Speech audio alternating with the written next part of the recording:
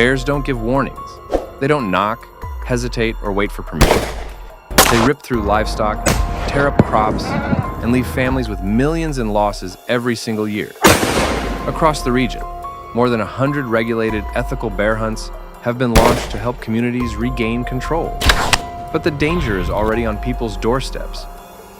"I lost my chickens last night," one Vermont resident reported, a statement that now echoes through rural towns as bears raid coops and leave families stunned by the damage. Back in 2010, bear-related incidents were rare.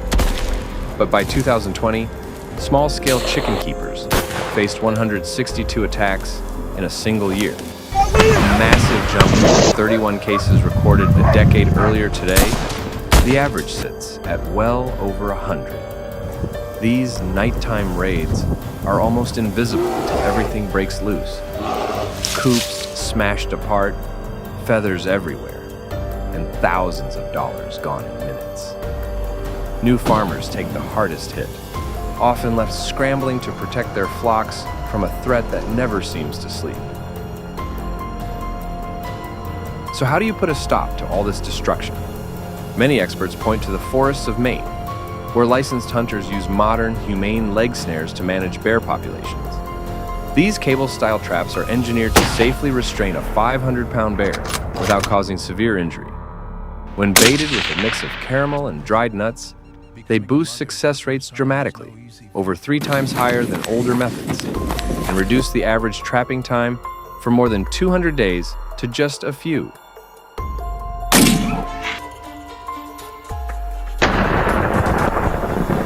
Designed with safety in mind, these snares hold the bear securely and keep it calm until the hunter arrives.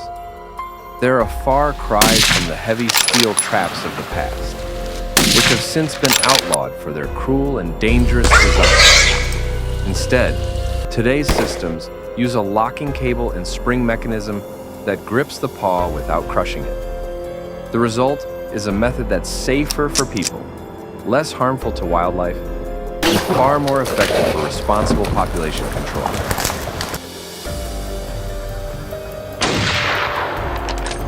When a bear's charging, there's no room for guessing. That's why seasoned hunters reach for a rifle first. Handguns might sound impressive, but in real life, only a heavy rifle delivers the stopping power needed to end a charge before it turns deadly. It takes steady hands, controlled breathing, and pinpoint accuracy to hit the small vital zones that decide whether you walk away safe or face a disaster.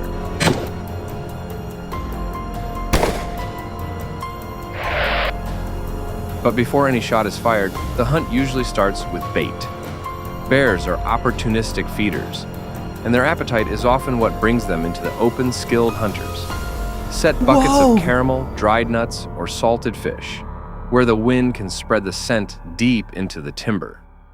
By late afternoon, that powerful smell pulls bears out of thick cover and into view.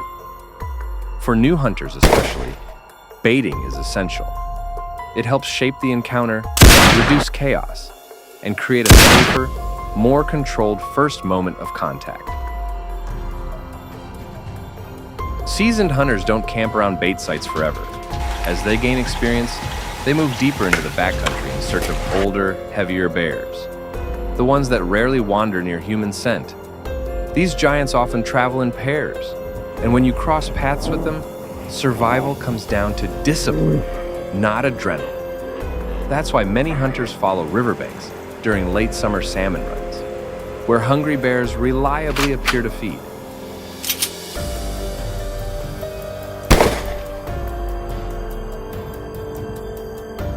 But even in the deep wilderness, the rules are crystal clear.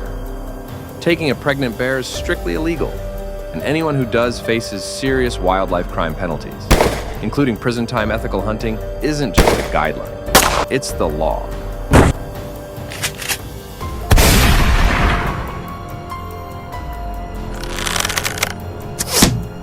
That's why a real bear pursuit is calculated, not reckless. Hunting teams may spend days tracking a single animal before finally getting a clean opportunity to take down a 600-pound giant. Every step is deliberate, every decision measured.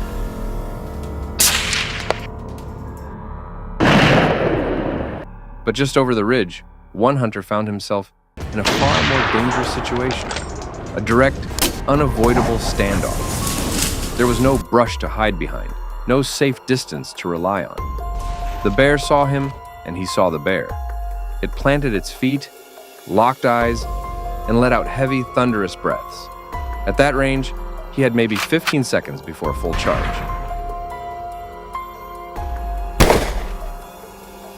This was the moment everything came down to. There was no backing up, no second chance. The arrow had to hit the bear's weak point with absolute precision.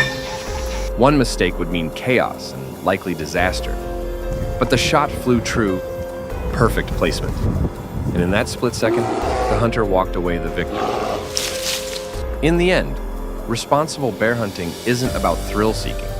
It's about protecting communities, respecting the land, and understanding the wildlife we share it with. Every ethical hunter knows the mission goes far beyond pulling a trigger or releasing an arrow. It's about making smart decisions, following the law, and stepping up when families, farms, and entire ecosystems are at risk. When done right, hunting becomes a tool for balance, not destruction. If you want to keep learning how real hunters stay safe, stay ethical, and stay prepared in the wild, make sure you hit that like button and stick around for the next video. We've got more ground to cover, more stories to tell, and more lessons every outdoorsman needs. The adventure continues. Don't miss what's coming next.